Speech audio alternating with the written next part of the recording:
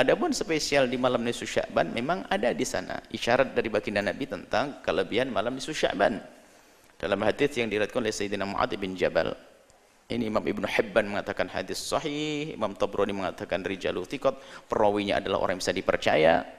Di situ bahwasanya Nabi sallallahu alaihi wasallam qala berkata, innallaha, Allah sesungguhnya yattali'u ala, innallaha tabaraka wa ta'ala, yattali'ullahu tabaraka wa ta'ala, Allah subhanahu wa ta'ala melihat.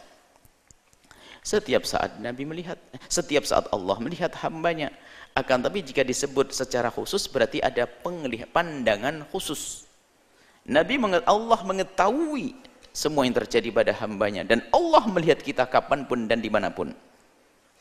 Akan tapi di saat diulang dengan kalimat khusus dan pesan khusus, berarti di situ ada pandangan yang khusus dari Allah. Yattali'ullahu tabaraka wa ta'ala, Allah melihat ila khalqihi, kepada makhluknya. Lailatan nisfi min Sya'ban, di malam nisfu Sya'ban. Jadi Allah melihat khusus kepada hambanya malam nisfu Sya'ban. Bagaimana cara pandangan Allah kepada hambanya? Ya pandangan khusus. Jadi kalau pandangan khusus kepada seorang hamba yang berdosa adalah dengan pengampunan. Hamba Anda terkasih dengan rahmat, tambahan rahmat dan berkah. Jika Anda tidak punya dosa berarti dipandang dengan rahmat, ditambah berkah. Kalau punya dosa diampuni. Dan kata Nabi, wa yaghfiru, dan Allah akan mengampuni li jami'i khalqihi, kepada semua makhluknya. Allah melihat, kemudian setelah itu Allah membagi-bagikan pengampunan di malam nisfu Sya'ban.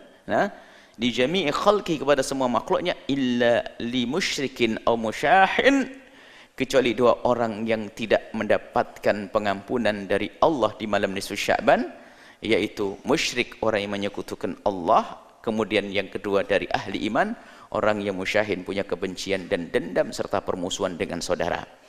Maka mari di malam nisfu Sya'ban nanti kita meningkatkan istighfar kita, ibadah yang sangat luar biasa, yaitu istighfar sesuai dengan tadi pengampunan Allah, memohon pengampunan kepada Allah.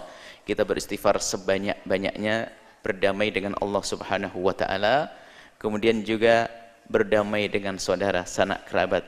Persiapkan mulai hari ini hadiah dan segala macam apapun ya, mungkin boleh sorenya makan bersama, malamnya makan bersama, setelah berzikir, beristighfar. Dan pastikan di hari itu, dimulai hari ini, di hari itu kita sudah tidak punya dendam kepada siapapun, tidak punya permusuhan, tidak punya persengketaan dengan siapapun.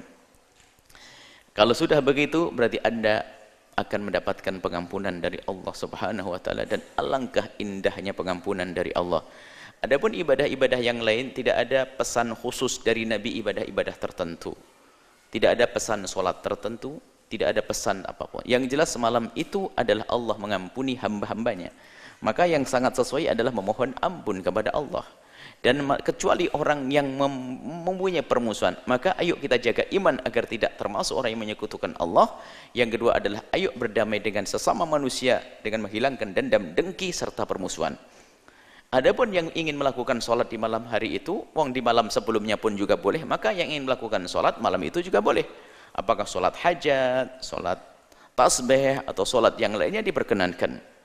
Ya, jadi diperkenankan sholat apa saja. Sholat hajat, mengulang hajatnya banyak, hajat keluarga, hajat bisnis, hajat ini, hajat, boleh.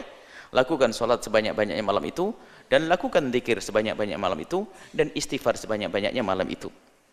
Adapun jika ada amalan sholat khusus yang selama ini dilakukan sebagian orang, mohon niatnya saja diluruskan. Niatnya adalah niat sholat hajat diulang-ulang, atau sholat-sholat sunnah yang selama ini Anda ketahui, rubah niatnya dengan niat yang demikian itu. Mungkin setelah bangun malam Anda tahajud, atau mungkin Anda ba'diyah isya'nya 2 rakaat plus 2 rakaat. Kemudian Anda melakukan sholat awabin, sholat antara maghrib dengan isya yang dilakukan sebagian beberapa 2 sampai 6 rakaat. Anda bisa gabungkan itu semuanya sehingga sampai terhitung berapa rakaat sekuat Anda.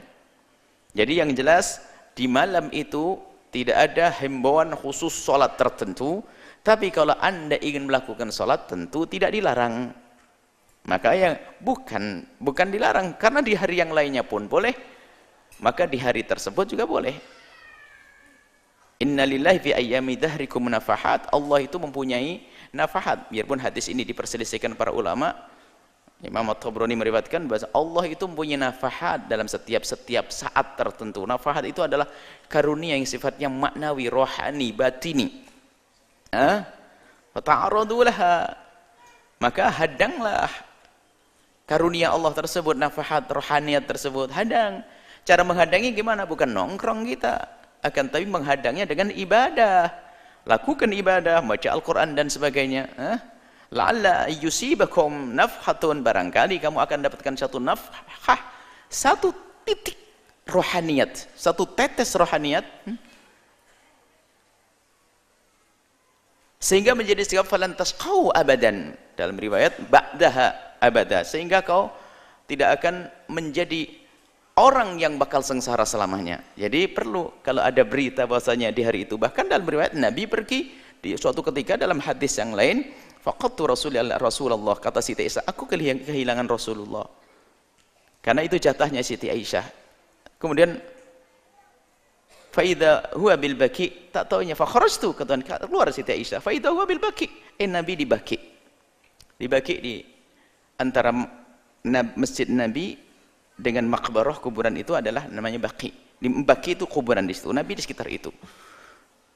Kemudian Siti Aisyah datang. Kemudian ya Rasulullah menegur, karena Aisyah, ya Aisyah, atakhafina ayahifallahu alaika wa rasuluh, apakah kamu kenapa ke sini Aisyah? Apakah kamu takut Allah dan Rasul menyanyiakan kamu? Enggak. Kata Rasulullah, inni dhanantu dhahabta ila ba'di nisaika, aku kira kamu ke istri yang lain ya Rasulullah. Maka Rasul, kemudian Rasulullah menjawab, nazalallahu subhanahu wa ta'ala, kama qala Rasul, Allah subhanahu wa ta'ala turun Lailatan Nisfi Sya'ban, maksudnya turun Allah adalah memberikan rahmat secara khusus, memberikan karunia secara khusus Lailatan Nisfi Sya'ban, di malam nisfu Sya'ban. Fayaghfiru, dan Allah memberikan pengampunan li aqtaro, lebih banyak, min adadi sya'ri ghanami kilabin, lebih banyak daripada bilangan bulu dombanya Bani Kilab. Jadi Bani Kilab itu adalah satu kabilah yang paling kaya punya kambing, punya domba. Dan itu bulu dombanya, suruh hitung. Maksudnya, nggak usah dihitung bulunya. Maksudnya Allah akan berikan pengampunan seluas-luasnya. Nah, artinya Nabi melakukan, mengkhususkan juga. Artinya Nabi malam itu juga melakukan sebuah kebaikan. Maka dari itu, alangkah indahnya, alangkah baiknya kalau malam itu kita hidupkan seperti para salafun saleh menghidupkan, dan Anda tidak perlu merasa bingung kalau ternyata ada orang yang mengatakan itu adalah amalan bid'ah. Anda sudah mengerti, yang mengatakan bid'ah itu memang biasa, sedikit-sedikit mengatakan bid'ah, kan sudah ada jelas dari Nabi SAW bahwa malam itu adalah malam istimewa pengampunan. Dan apa layaknya pengampunan? Ya kita minta ampun, kan begitu. Anda minta ampun, Anda mencari waktu itu, menanti hari itu. Maksudnya apa? Nabi memberitahu, kalau bukan karena menghimbau kita. Menghimbau tidak harus berkata bacalah istighfar, enggak. Kalau orang cerdas, Anda akan paham. Saudara-saudaraku, di kampung sebelah Anda pengembala kambing misalnya, Anda pengen rumput, lalu kami berkata di kampung sebelah banyak rumput, artinya apa? Ya pergilah ke sana, gitu. Gak usah kau merumput ke sana. Ini. Jadi hari ini adalah hari Allah, malam ini malam pengampunan. Ya, yang paham mencari pengampunan, selesai.